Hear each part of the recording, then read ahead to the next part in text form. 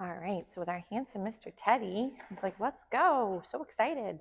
So we're going to just warm up with some usual little find us just to get him up and wiggling and get him moving. So ready, find it. So he's been doing a stellar job with his classmates. He's a lovely little addition, he's growing like a weed.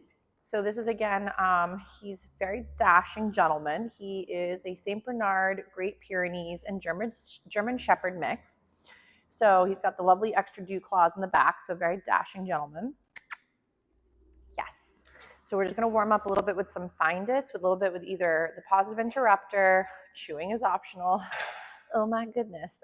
Positive interrupter, maybe a bit with name recognition. And then I want to start working a little bit with some loose leash walking with his leash on, and then dive into some like leash pressure as well. So right now he's just meandering, trying to find those morsels. And he's like, oh man, it rolled. Yes, what a good job. So I'm going to also just feed for any good behavior I want to have happen again later. So you do want to think about your skill set or your behavior as having a bank account. I know we've dived into this a little bit prior with some of the classes he's in. So we do want to make sure, he's grabbing a drink real quick. We want to make sure that we're adding a lot of great deposits into these accounts, because otherwise, if we don't make it seem worthwhile from the puppy's perspective, remember that most of these behaviors have very little value to your puppy. What a good job. But if, let's say, we end up putting a lot of great deposits into, let's say, recall, then recalls will be much more reliable into adolescence and into adulthood. But if your puppy finds very little value in coming when called, and it becomes maybe the end of the game or something negative, and there's no reinforcement for doing such a great job, then there's no real need for your puppy to stop what they're doing to come check in. Yes, nice job. So we do want to make sure for Mr. T is that any glimmer of the behavior we're hoping to gain is also reinforced. So if, let's say, I didn't do my recall, but he came into my space, I'm going to feed for that beginning stage of the behavior for down the road. So I'm going to do a find it, get him out and wiggling. And then I might go, Teddy. Yes, good job. Slow and steady. Good job. He already did some romping earlier, so maybe he's a little bit more fatigued, and more of a meander is more up his alley than a romp. So we'll do another little find it. He's slowly trotting to go find the snack. And then from there, he's still searching for it. He's almost got it. And then we'll go, ready? Yes. So that's, again, the positive interrupter, which is what I did use earlier for Miss R when she had heard the truck noise and then was able to bounce back from that. That was very impressive. Oh, he says, now I found a chew toy. Ready? Good job, sir. So when doing loose leash walking, if it's really awkward and you feel that it's very hard to hold leash, hold a snack, work the skills, for your own sort of simplicity, you may want to work it first off of gear in your home. So what I mean by that is practice your loose leash walking maybe from your kitchen to hallway, or maybe the hallway into, let's say, the living room, or whatever it might be. So anytime your puppy is near you, you feed for that reinforcement moment, be it by the left or the right side. Nice. Yes. Because right now, okay, good. I was like, did I put my microphone on? So right now, we want to make sure that we're creating the value and being by the handler's side, be it their left or right side of their legs. Yes. So we're just marking some of these lovely behaviors when he's next to the thigh. He's like, hold on, that one got stuck in his jowl. Nice job. So right now, if you think about it from his perspective, there's been a lot of really good reasons to hang out with me versus, for example, going and exploring. So this doesn't mean that we don't want our puppies to go check out the world and become comfortable seeing novelty and coming back from it. But for a lot of puppies, if we don't build the foundation in first, how are we going to possibly get them to respond when things around them become too challenging? So I know for him, just like with Mr. B, he's even actually a bit younger than Bodhi, but he's a lot bigger already. So remember that for a lot of puppies, as they're seeing things visually out in the environment or smelling things, you're more than likely going to get different responses for them depending on their age group and what they're dealing with. So for Mr. T, he is a social butterfly as of right now because he's, again, under, that 5 months, give or take. When he starts to hit more adolescence, his comforts might change, and that's completely normal, but we want to make sure that he doesn't get in the rhythm of thinking every time he sees something or someone, he gets to go visit. So because then later that can turn into a lot of frustration, because maybe down the road that other little one is not interested in dogs, or maybe that other dog is reactive themselves and can't make friends. So it's going to be one of those situations where, remember that sociable dogs are dogs that feel comfortable in social settings, but don't overdo it from one end to the other. So they kind of stay relaxed, they stay comfortable. This doesn't mean that everybody's dog has to fit a mold. So remember that what one dog's comfort for spectrum of sociability will vary compared to other breeds or other dogs that have had different life experiences. So just like with us, we have a social norm for family members or for your partner versus like your inanimate person out in the world. So we will also change our social norms depending on the scenario. So dogs that should be completely fine with every single new person, new dog, inanimate object is a little bit extreme on our end, because even us as individuals are not as comfortable for everything. So remember, safety is really important for him too. So feeling safe and comfortable means he's going to be much more reliable and easier to work with. But if your puppy starts to feel overwhelmed, then those experiences can start to bank into his little head saying, these could be too spooky and maybe I don't want to deal with this, and maybe talking or being loud might make the thing go away. Or out of woohoo, it could be frustration, and that can also start to look like barking and lunging too. Good job, sir. So let's say we're going to do a little bit with some, oh my gosh, chewing. The boys have a really hard time, though I'm pretty sure the girls also, chewing is optional. So when working with some of this loose leash walking, oh my gosh, it fell right out of his mouth. I know he's losing some baby teeth. So as we're practicing, we're feeding again for being by the side. What we're going to end up working with too is I'm going to grab his leash and we're going to practice a little bit. I do have a chew item just in case. Winnie's family was very sweet and left some chews behind for us because she said she didn't like them as much. So they are the beef cheek, or actually buffalo cheek hide. So not like rawhide. He says, let's bring it to the middle. So this one is a bit small for him, but I'm supervising him, so we're keeping an eyeball on him. But cheeks of, I know it sounds really gross, but the beef cheek or buffalo cheek rolls are very durable and are digestible. So unlike some other products that are hide-based, like the skin of the animal, those ones I don't recommend. So rawhide, I stay far away from. There are some other alternatives now that are called no-hide chews or collagen chews. Remember that some of the dogs are really good about chewing and others not so much. So I would highly recommend to still supervise them while working with different chew types. Because for some puppies, they might have done great when they were itty bitties, and now all of a sudden they're becoming a little bit bigger and their chew style may change, and then their ability to chew it well or not at all could also change. So we want to avoid potential gulping of big pieces or choking hazards for some, depending. So I'm going to do a little find it, just get him up and wiggling. I'm just going to move this one out of range just for now. We'll use it a little bit later. He says, woe is me.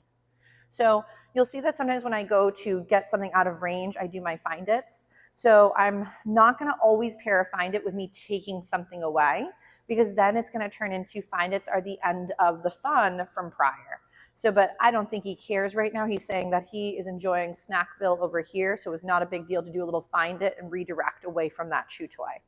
So I'm going to grab his leash, and I want to dive into a little bit with like leash pressure and work a little bit with that. So let's say my leash equals some excitement, or my puppy tries to mouth it. I'm going to go ahead and go right into a couple little find its while holding my gear. So I don't want the puppy to always think that equipment turns into like yoo-hoo and like losing my marbles and then trying to assault you sweetly with too much excitement, because he's going to get big.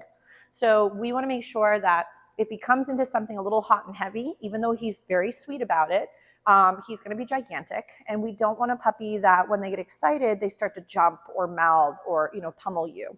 So right here, we might get a little sit. Yes, feed for that. Gorgeous. So my leash is still out and about, but maybe I get him up and wiggling again. So sitting could be an option. I know a lot of folks love asking the puppies for sitting all the time. Sits, I feel sometimes are a little overrated. So I like having a sit under their repertoire, but I don't make my dog sit for every single thing we're doing. It can start to turn sit into a chore or into a not so fun experience. But for some dogs too, maybe he's going through a growth spurt and something feels uncomfortable, and now we're forcing a sit out of him. He might be just fine doing all 4 on the floor. So sometimes just tweak your criteria or rotate to make sure that we're not with everything we're asking, including a sit.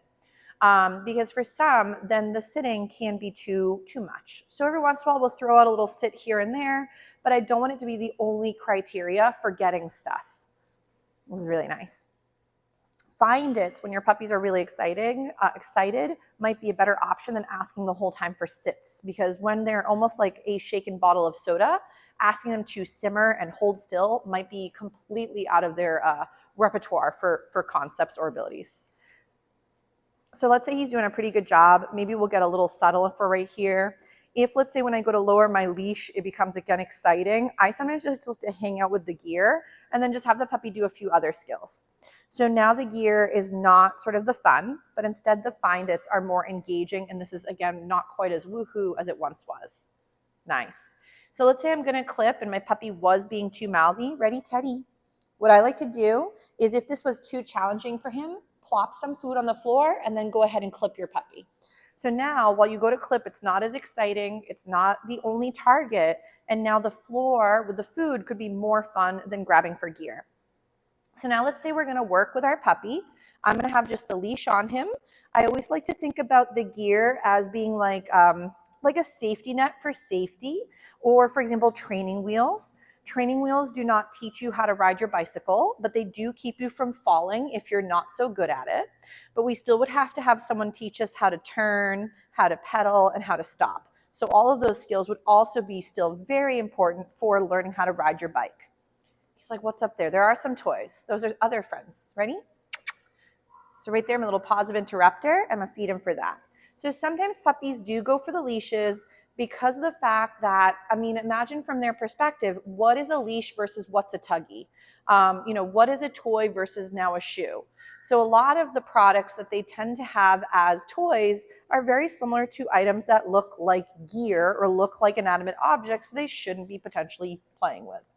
So from their perspective, if they're ever grabbing for the wrong thing, just show them what you'd prefer. He's like, this is exhausting. We're just doing little loops. And he's like, my brain has melted. Ready? So right now for walking next to my side, I'm just feeding him for being by the leg. The other thing I wanted to work on is what's called leash pressure. So leash pressure is not the same thing as what you'll see some old school dog trainers rocking, which is where they're doing a leash pop or like a tap on the shoulder. So the problem with yanking or jostling your puppy, even in a body harness, is that you can scare them. So if, let's say, pulling is triggering you, then I'd recommend, and this is not what you guys are rocking, just in general, we get very overwhelmed, like being people, when puppies do things we don't like. So remember how we've deemed behavior as good and bad or right and wrong? Puppies don't feel that way. They either, again, are doing something because it's instinctual, it gives them an out, it makes them feel safe again. So being attached to some random creature with a lead attached to them is not a normal thing. So getting your puppy to feel comfortable wearing equipment is something that takes practice. So for leash pressure, what this is going to look like, unlike a leash jerk or a pop or a pull that involves scaring the puppy, this is going to consist of having your puppy in front of you. And I'm bringing them this way so you guys can see a little bit better. And I'm going to have my lead short enough where I can feel where my puppy's at. I'm going to do a little pull and I'm going to feed for that. And he's like, it fell right out of his mouth, those darn baby teeth. I'm going to do a little pull and feed for that. So this is more like when he feels a little, he's like, oh, my leash tastes great. When he feels a little bit of pressure, the whole point is for later when he feels pressure by blowing too far past me. So let's say he pulls and he feels pressure. Yes, the pressure means come check in once you're done sort of chewing on your snack for coming back to me and visiting. So with my guys, when they get to the end of the leash and there is tension, as opposed to blowing past it or through it, my dogs then do a check-in. So it can be really nice because maybe your puppy does get distracted. Maybe they pull ahead because there's something exciting up ahead.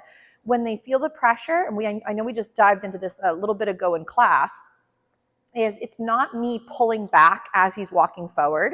It's me getting my puppy to, if let's say he gets to the end of the leash, he feels that, he checks back in. So the way we start it for building up abilities is I have the puppy already in front of me. I'm just going to feed him for being there. I'm going to have my leash. I'm going to do a little pull and I'm going to feed for that. And again, a little pull and I'm going to feed for that. So again, I'm going to do it again from this side so everybody can see him again. So I'm just feeding for being near. I'm going to, again, little pull and feed. Little pull and feed. So you should not be seeing any change in your puppy's demeanor or behavior. If they're looking startled by this, then we're going too hard. Your puppy probably doesn't quite know what gear is all about, or they don't feel quite as comfortable in it. So we'd work that first before we throw in anything with the lead. So let's say, for example, now my puppy could be walking and maybe he starts to walk and then he pulls and there's pressure. That would be a moment where hopefully we'd be seeing him be like, oh, hold on a second. He'll come and he'll turn, nice, and he'll head back to you. So you're building up that when there is pressure, it means come check in for something good. Versus when there's pressure, I'm going to also apply pressure and now no one's going to have a good time. So we don't want to scold or correct because remember, it only scares the puppy. It doesn't teach the puppy. So we could be then walking and we could be rocking this lovely loose leash walking. He could be left or right. If at any point he's chewing his snacks and they're all falling out, that was very good. So, but let's say we're walking and let's say my puppy, he's like, how many legs do I have? So, but if let's say he's doing a great job next to you, keep feeding for all the right little moments of by the side. If though, let's say he's walking, he starts to pull ahead or there's some tension, as opposed to pulling back, think either could I get my puppy's attention? So right here, yes. And as he pulls, he feels the pressure. I don't say anything. I see if he can come and do a little check-in. If I didn't get him at all, I might say his name or do the kissy-noise to gain his attention and then feed for that bounce back. Nice. What a smart boy. It's always embarrassing when they get stuck in jowls. Yes, right there. So again, my leash, nice and relaxed, no tension. You can either have like a smile in the leash is what I like to think about, almost like a little happy smiley face. So right here, pressure. Yes. So I didn't yank on him and I'm not pulling him across the room. I'm just letting him get to the end of the leash. And when he feels the pressure, he then comes back to me for another little paycheck. Good job. Smart boy. So, but leash pressure would be something I would practice in the home first. Get your puppy comfortable working off of leash as well in the home. So that way loose leash walking is not instantly always paired with everything at the same time. Because the reason loose leash walking is so hard for many people and for puppies and dogs is because it involves, like right here, he's like, what if I eat it? So if you start to get that, then that's more than likely him getting tired. So before he gets too flustered, nice, good job. I'm gonna feed him for this. I'm gonna go ahead and I'm gonna take his little leash off just for now. So this is where I would keep training sessions really short and sweet for puppies, even adult dogs that are new to things or just don't have the greatest attention span. Your sessions could be as short as, let's say, 5 to 3 minutes at a time and little bits here and there throughout the day. But remember with your puppy is if we are not thinking about what is my puppy doing while they're around us, those are all really great moments where your puppy's learning something. So is your puppy learning something you'd like them to master into adulthood? If not, prevention. So because if your puppy doesn't know how to leave little kid toys alone, leaving them loose in that environment is just a great setup for the puppy to fail, get really good at it, and then potentially run into an obstruction or some other potential no-nos down the road that we don't want to, deal with. So when in doubt, if he was like a small human toddler, you would never leave him alone with choking hazards and say, don't touch them, you're going to get hurt, and then walk away. But we tend to do that with puppies all the time. So if he was a small little human, we'd baby-proof, bomb-proof the zone, make sure it's perfect so nothing could go wrong to our best ability, and then give them the things they can play with. So you do want to do the same setup for him because even though he's gigantic, he's having a drink. He is still just a baby. So, and I would recommend to keep the very structured environment up until he's about a year, year and a half, because you're still dealing with a teenager at that point. So that way, as he's going through different life stages, the environment stays consistent. So while he's not consistent, at least his world does stay so, and that brings him more comfort and resilience, but also more reliability. So he's a thirsty man. Maybe we'll go ahead. Ready? Teddy, come. Oh my gosh. Running, breathing, and drinking all at the same time. So hard.